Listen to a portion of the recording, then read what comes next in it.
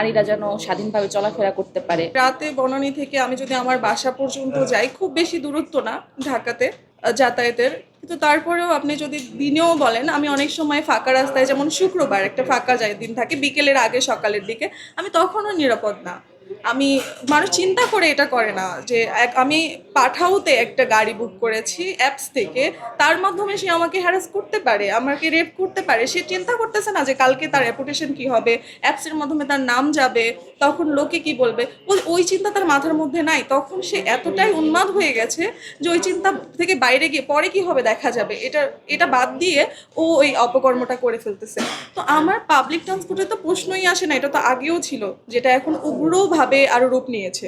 In general আমার পাশের সিটে একজন পুরুষ বসবে, স্বাভাবিক, কারণ পাবলিক ট্রান্সপোর্ট, ওখানে পুরুষ বসাটা স্বাভাবিক। আমি বলতে পারবো না যেটা আমার বাবার বাস, তুমি বসো না। তো যখন বসবে তারা হাতটাকে এমনভাবে রাখে যে আমার শরীর স্পর্শ করে, আর সেটাকে তো তারা খুবই নর্মাল ভাবে। আর এটা নিয়ে যখন আমি প্রতিবাদ করতে যাই বা কথা বলি, তখন মানুষ আমাকে বলবে যে আপনি পাবলিক ট্রান্সপোর্ট থেকে নেমে যান, বা না ইউজ করলেও তো পারেন, কেন পাবলিক ট্রান্সপোর্ট কি ইউজ করার অধিকার আমার নেই?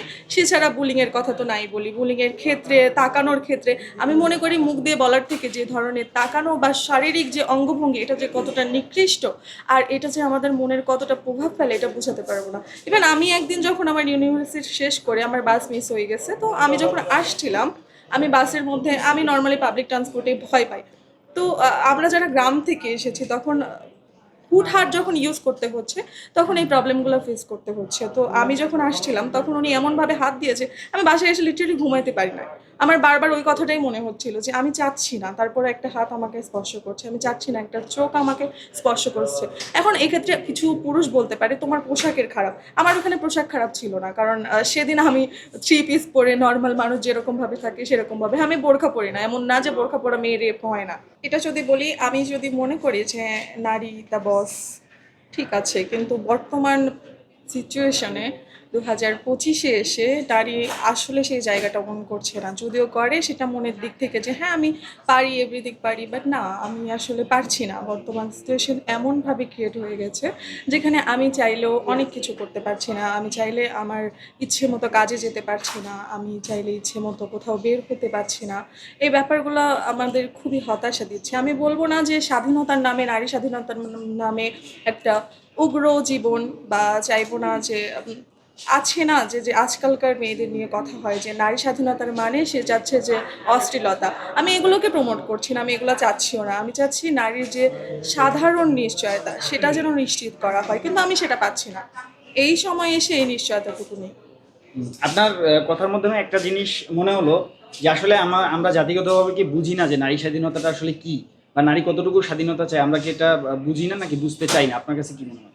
আমার মনে হয় বুঝি না যতটা 50%, এবং বুঝতে চাই না 50%। আমরা মনে করি যে নারীকে কেন ক্ষমতা দেওয়া হবে, নারী ক্ষমতা পেলে সেটা খারাপভাবে প্রয়োগ করবে, ব্যাপারটা এরকম হয়ে গেছে। বাট আমার মনে হয় না নারীর ক্ষমতা পাওয়ার যোগ্য, কারণ আমার মা একটা ফ্যামিলিকে যেভাবে পরিচালনা করে, এটা আমার বাবা পারবে না। সেক্ষেত্রে নারী ওন করে তার জায়গাটা। আর সামাজিকভাবে যদি চিন্তা করতে যাই, সেক্ষেত্রে হ্যাঁ, নারীকে দেওয়া হয় না, নারীকে দেওয়া হয় না। আমরা মনে করি যে মেয়েদের অপরচুনিটি বেশি, না, মেয়েদের অপরচুনিটি বেশি দেওয়া হয়, তার পেছনে একটা উদ্দেশ্য আছে। এই যে হ্যারাসমেন্ট, তার পেছনে যে গল্প, এইগুলো আসলে আমাদের কাছে উঠে আসে না। যদি আসতো, একজন পুরুষ সহ্য করতে পারতো না যে যখন একটা কালো হাত আমাদেরকে স্পর্শ করে যায় বা একটা কালো কণ্ঠ আমাদেরকে শুনিয়ে যায়, তখন আমরা রাতে ঘুমাতে পারি না। এইগুলো ছেলেরা ফেস করে না। তো সেই ক্ষেত্রে থেকে সে মনে করে নারীদের অপরচুনিটি বেশি, এর পেছনের গল্প আসলে তাদের অজানা।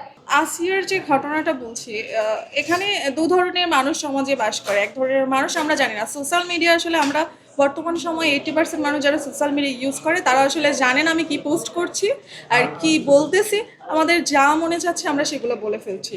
কিন্তু এখানে যে আমরা বলতেছি ড্রেস নিয়ে, আমি বলবো না ড্রেস মানে তুমি একদম শর্ট ড্রেস পরো, এটাকেও যেমন সাপোর্ট করি না। আবার যখন ড্রেস নিয়ে কথা হচ্ছে, সেক্ষেত্রে আসিয়ার কি ড্রেসের কারণে, ও শারীরিক কি গঠনের কারণে ও অ্যাট্রাক্ট করছে, মানুষকে সিডিউস করছে, এরকম কোনো কিছু নেই। ব্যাপার হলো যে আসলে মন মানসিকতার পরিবর্তন আনা দরকার। আসলে ধর্ষক একটা মেন্টালিটি থাকে, ও তো আসলে মেন্টালি স্টেবল না। ধর্ষককে আর কি বলবো, নারী দিবসের এর থেকে বড় উপহার আর কি হতে পারে জাতির জন্য যে 8 বছর একজন শিশু ধর্ষিতা। 2025 সালে এসে নারীদের কাজের পরিবেশটা আরও সুন্দর হওয়া দরকার। আগের থেকে যেহেতু আমরা হচ্ছে ওই আগস্টের যে আমরা গণ অভ্যুত্থান পেয়েছি, আমরা মানে সবাই তাতে অংশগ্রহণ করছে, তো নারীরাও সেখানে ছিল। সেই ক্ষেত্রে আমাদের নারীদের কাজের জায়গাটা আরও সুন্দর হওয়া চাই। আর 2025 সালে এসে কোনো ভেদাভেদ নেই, আমরা নারীরা সবাই একসাথে কাজ করতে চাই, এটাই আমার প্রত্যাশা।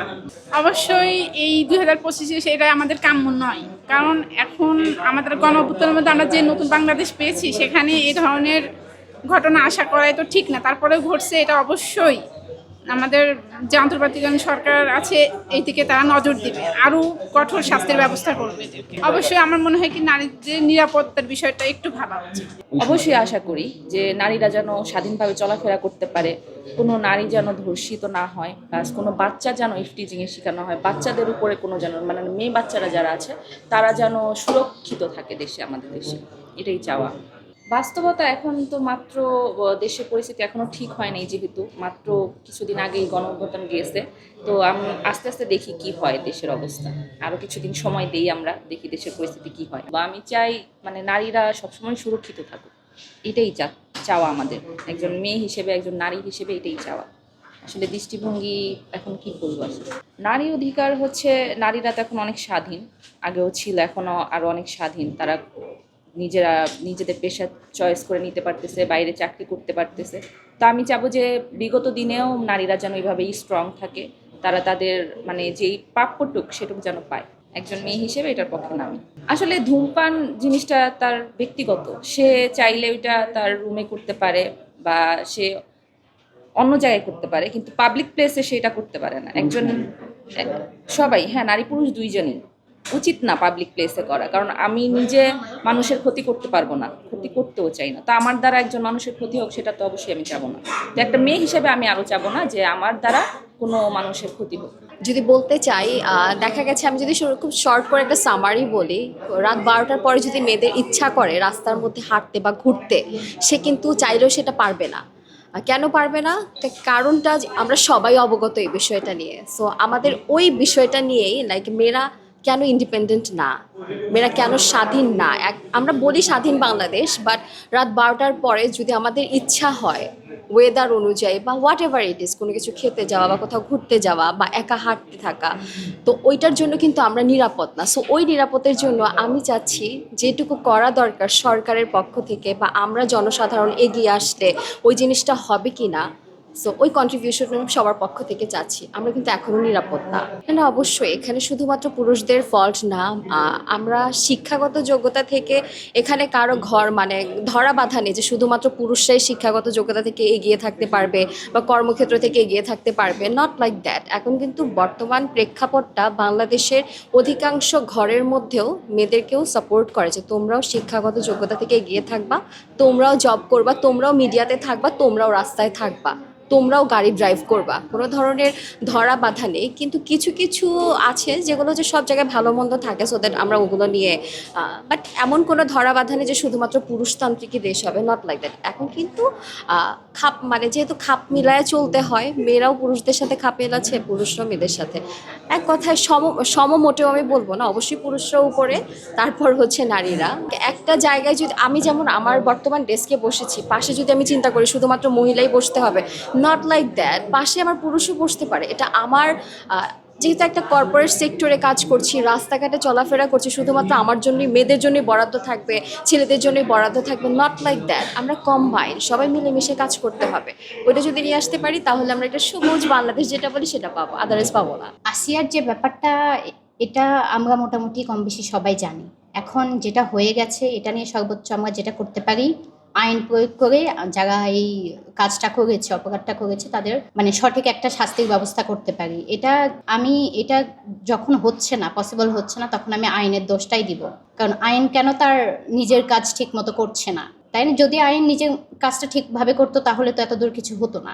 এই দুইটার মিলিয়ে আমি যেটা বলতে পারি সেটা হচ্ছে অবশ্যই আমাদের কিছু করা উচিত ছিল, যেহেতু আছিয়াও ছোট্ট একটা বাচ্চা, ওর সাথে এত খারাপ একটা কাজ হয়েছে, আমাদের অবশ্যই উচিত ছিল কিছু করা, কিন্তু সেটা হচ্ছে না।